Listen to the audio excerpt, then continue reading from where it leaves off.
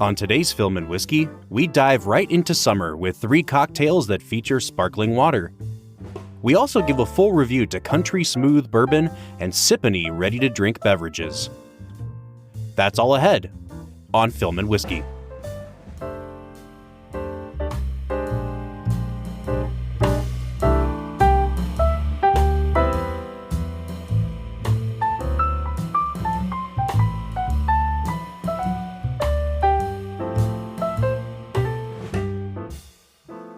Hey everybody, welcome into the podcast. We are back with another special bonus episode. Today we're bringing back our How to Cocktail series. This is Brad. This might be my favorite little series that we do, and it's probably the one that we've gotten the best feedback from our listeners as well. I think people, especially during the pandemic, they just wanted to learn how to mix their own damn drinks. They know they couldn't go out to the bar. And I've really enjoyed breaking down some of these super basic whiskey cocktails. Who you calling basic, Bob? You're basic. Well, I'll tell you what, man. I'm going to get my basic person on today because we are going to be drinking the whiskey equivalent of White Claws today. And I cannot wait, my friend. But before we get to all that, we're going to be talking today about whiskey cocktails that use sparkling beverages in them. So no, we're not talking about making yourself a whiskey ginger or a 7 and 7. Like we can all do that. But we're going to be talking about whiskey drinks in particular that use seltzer water or club soda or tonic water, those kind of things. Because, you know, when it's hot outside in the middle of July, you want something that you can just sip on for a while, that you can let an ice cube melt into. You're not going to take an old fashioned out into the pool with you. And so, like, this is kind of the perfect thing to be drinking for a summer day.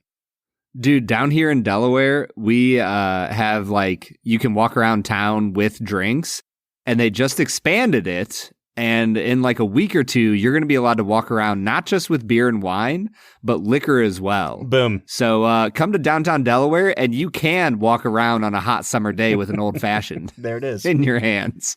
Oh, man. So one thing that I think we should clear up right away, Brad, is this idea of like, what sparkling beverage do I need to be using? Because I don't know about you, but if you've ever gone to the grocery store and you've looked at kind of the like LaCroix aisle where they have stuff like seltzer and club soda and tonic water, it's really hard to know the difference between those sometimes. And then, you know, you look at a recipe for something like a gin and tonic, you know, you got to use tonic water, but why can't you use seltzer? Like, what is the difference between those things? And I think it's worth talking about just really briefly, like, what are the differences between those varieties of, you know, sparkling waters? Well, more importantly than that, I need, before we really get started on this episode, I need to get it on the record. Sparkling water is crap. Like LaCroix which is crap. Why we're dumping whiskey on it. White Claw is crap. Like, all of those things are garbage beverages, and I think they're disgusting. So just let that be known. Boom. That has always been my opinion on those types of things. Well, I'm glad we got your opinion on record, Brad. Now, damn it, break down these 4 different kinds of sparkling water for us. Yeah, so you got some club soda, which is artificially infused with carbon and mineral salts. Seltzer is kind of the same, but it doesn't really have any extra minerals in it.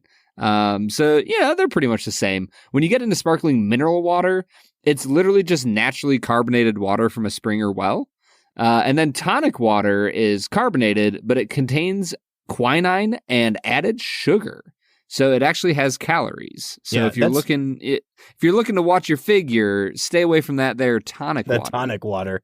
Yeah, I actually reached out to our friend Scott Sauer at the Crafted Cocktail Company again, just to kind of make sure that I understood the differences here, because even when you break down, okay, one has a little bit of sugar and quinine, one has, you know, minerals added, they seem pretty interchangeable.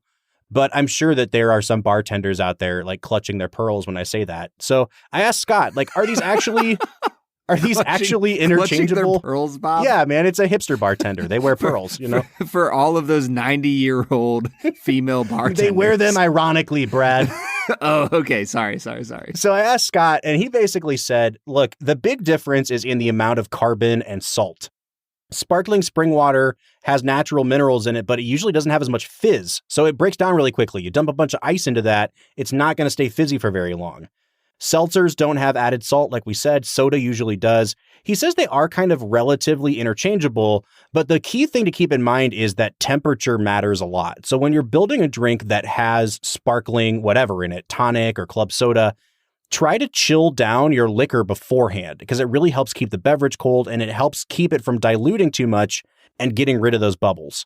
Now, Scott, being the genius that he is, he says that he actually prefers to just use like a CO2 infuser and just charge the whole drink. So he builds the drink first and then injects carbon into the whole thing. And that gives him the best bubbles. But for those of us who are normal people who don't have those kind of machines in our homes, just try to chill down your liquor beforehand. And the liquor that we are going to be using today in our mixed drinks is Country Smooth, which just has such a nice summery feel to it. Just by the name, it's just Country Smooth, Bob. Yeah, so Country Smooth is a relatively new company. They tout themselves as being the first producer in the USA that has a female founder and CEO, which is awesome. First of all, Brad, really beautiful packaging here. Really tall, slender bottle. I like it a lot. This is called their small batch straight bourbon whiskey. It's aged for at least 2 years. This is sourced whiskey, so it's coming likely from MGP because it says Lawrenceburg, Indiana. It's bottled in Tennessee, and they try to give it that kind of down south country vibe with the packaging as well. This only clocks in at 86 proof, so it's really mild, really low proof. Brad, I think we should give it a brief review before we jump into using it in our cocktails. So we've both had it poured out in front of us here. What do you think of this? Bob, it honestly has a nice, smooth kind of nose, which is good because apparently that's the type of whiskey they were going for with the naming. But if I'm being honest, it smells a little bit young. Yeah. Like that was the first thing that stood out to me is that honestly, if we ever start a distillery someday and we put out a whiskey that's only aged for 2 years, please tell me that we won't write aged at least 2 years. Cause we all know that means 2 years and 2 seconds. So just say it. It's a 2-year whiskey. That's okay. Well, that's not necessarily true because if let's say they got this from MGP and they got 100 barrels and 99 of them were 2 years and one of them was 12 years, legally you have to label it as the youngest thing in the blend of whiskey. So this could be well over 2 years, but if it has 2-year whiskey in it, you have to say it's 2 years old. Yeah. Fun fact. I mean, maybe it's a 2-year whiskey. It's a 2-year whiskey. Yeah. This definitely does smell young on the nose. And, Brad and I'd say that a lot. And it's one of those things where I think you just have to try some younger whiskeys to know what we're talking about. But there's a very distinct almost said underripe, but under-matured grain smell to a young whiskey. Not a lot of developed bourbon notes here. It's not super sweet on the nose. You don't have a lot of caramel or vanilla on the nose. And then when you get into the taste, Brad, I was really surprised by this because I actually found it very kind of saline heavy and quite malty. It was really oily though. It wasn't thin, which I really liked for an 86 proof. I thought it'd be super thin. But it's a very young tasting bourbon that leans salty instead of sweet. And I was not expecting that. Yeah, I actually kind of liked that about it, that they didn't just try to go for the typical overly sweet 2-year whiskey that is too grainy to really enjoy the sweetness. I think that malty grain feel to it hits just right with the salt. Now, is this my favorite whiskey in the world? No, I think it's just okay. But for a mixer, I honestly am super pumped to throw this in with some Club sparkling soda tonic water. That's what we should have done, is just mixed all 4 of those together. Yeah. Club sparkling soda tonic. It's our infinity bottle for sparkling water. Yeah, I'm right there with you, Brad. I thought that the finish on this was actually the nicest thing about it. It was very mild, very gentle. I think it's going to make a fantastic mixer. So let's go ahead and jump into building some seltzer or club soda based cocktails here. And the first one, when you're talking about whiskey and you're talking about sparkling beverage, is a highball. Now, you guys may have heard of the term a highball glass. It's, the really tall, slender glass that you put a drink that needs a lot of ice into. And it's called a highball because there's a cocktail that goes perfectly in that kind of glass. The highball was actually named the highball way back in the 19th century. It came out of Manhattan. And from there, it just kind of like took off. It became loosely kind of applied to any drink that had whiskey that was watered down in any way. So, it could be just whiskey that's watered down with plain water became known as a highball. But the classic drink actually involves club soda. So honestly, Brad, here's how you build a highball. You ready? It's really challenging. Hold on, let me sit back. I need to be secure for this. You take your highball glass, okay? Yeah, I got it. 2 ounces of whiskey, fill the glass with ice, and then you top it off with about 4 ounces of club soda, and that is it. It's literally whiskey and club soda. Now, again, if you really... ice. You said ice, Bob. And ice. Now, if you really prefer, the flavor of tonic water, like, sure, go for that. Classic highball, club soda. Brad, if I'm being honest with you, I don't know that I would gravitate towards the highball because it has the nice kind of bubbliness to it, but it's basically just watering down a whiskey without really adding any flavor components to it. This is quite literally the LaCroix of whiskeys. Yeah, Bob, my introduction to the highball, and not the classic highball as we've just been talking about, was at my brother-in-law's bachelor party. We were at the bar, and it was probably like our third bar, and the bartenders, I just really enjoyed them at this bar. We were talking and chilling, and they were really cool. And at one point, they came over and were like, hey, here's a whiskey and water that, somebody didn't want. Do you want to drink it? Like, it was undrinking. And I was like, wait. Sure. Wait, hold on. Repeat that word. Undrinking? Undrinking? I don't know. What would you say? Undrunk? I guess I would say undrunk. All I know is undrinking is definitely not a word. It's like the anti-Drake rapper, undrinking. Undrinking. So anyway. She brought it over and I started drinking it and was like, by God, why would anyone order this? It is one of the most disgusting things ever. Now, granted, it was literally just whiskey and water. So I'm sure that a little bit of, fizz and spark would kick it up a notch, but I'm not interested, Bob. What's next? Yeah.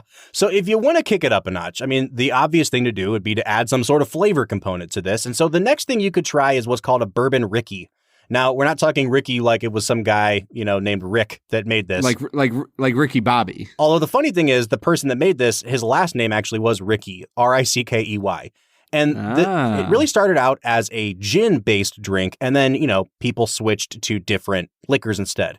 The bourbon Ricky, super, super easy to build. Highball glass, 2 ounces of bourbon, and then you just cut a lime in half, squeeze half of a lime into the glass. Like you just want the juice of half of a lime, and then you add ice and you top it with sparkling water or soda. Now, this is not a sweetened beverage. So you're definitely going to have more of a sour, heavily citrus note on this.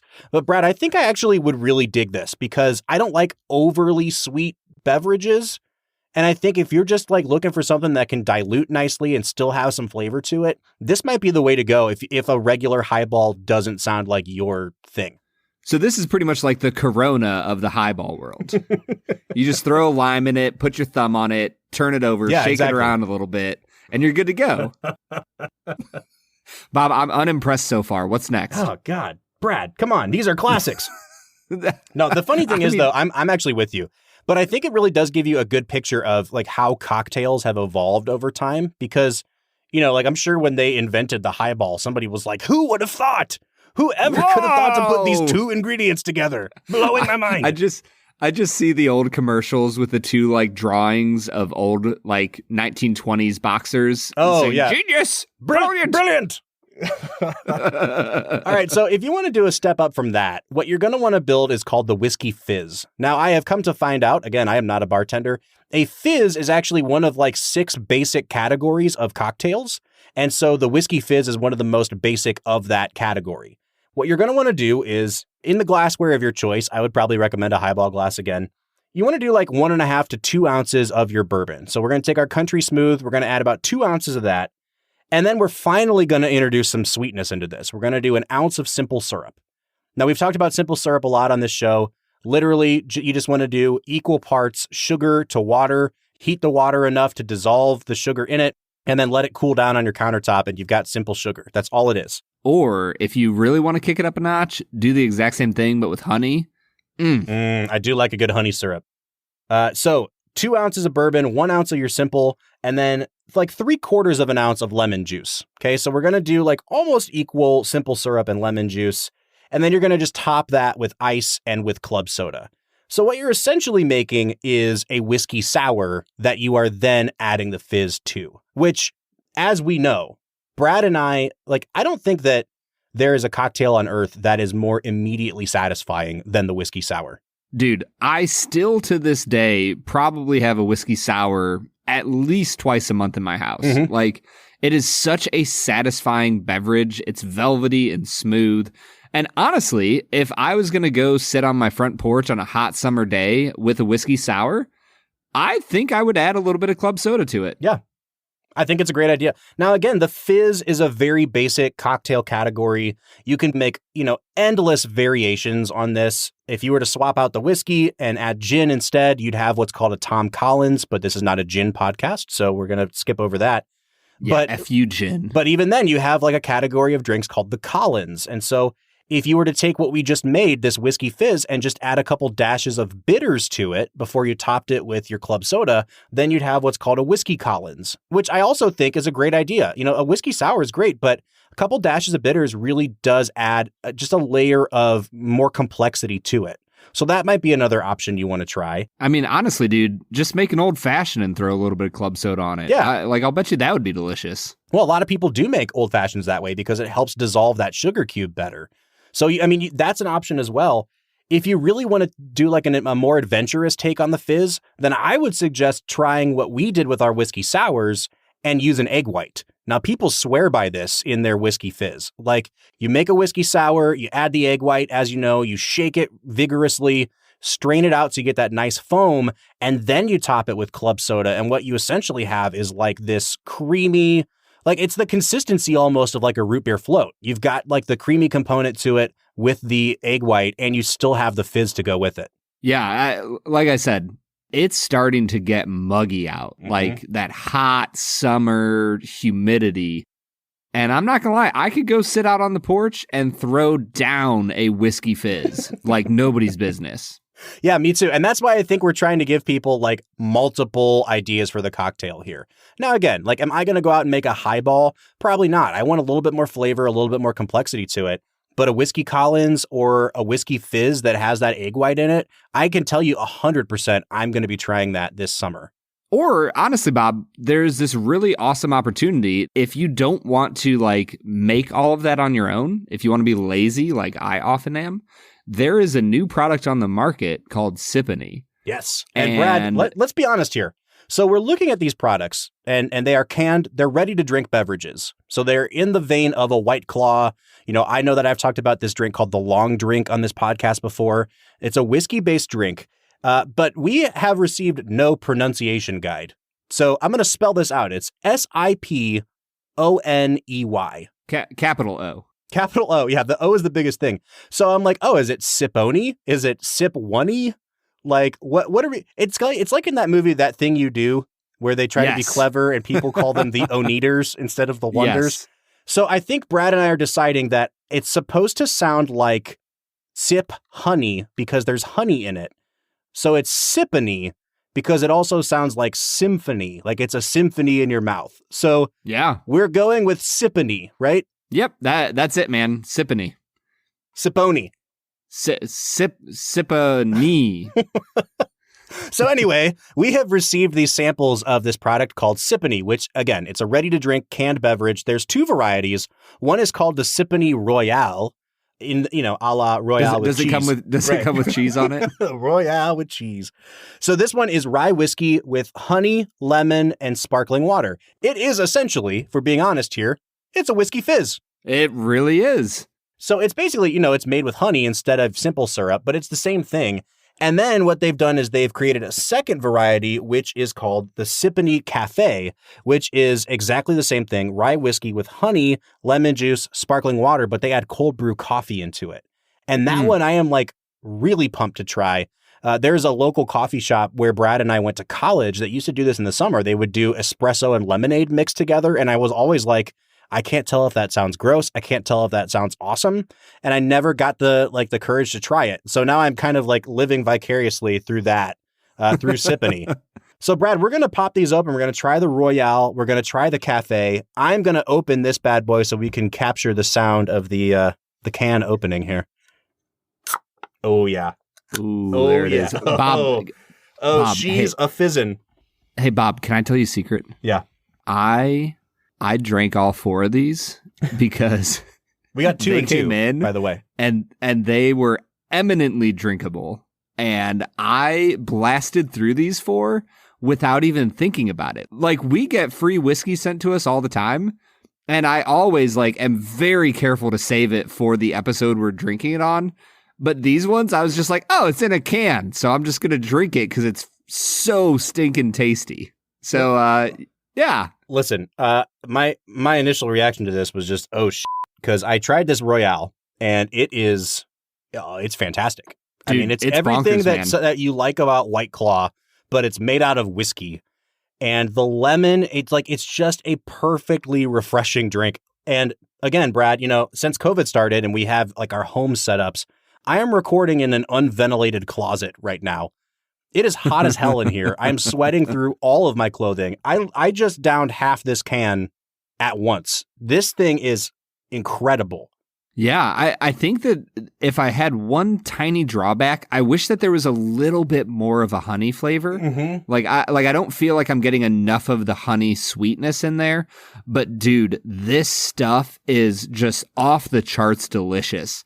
And I think that what really makes it work is the fact that they use a rye whiskey. Yes. There's a little bit of that spiciness there. Did you just open your second one? Yeah, because I got to try it.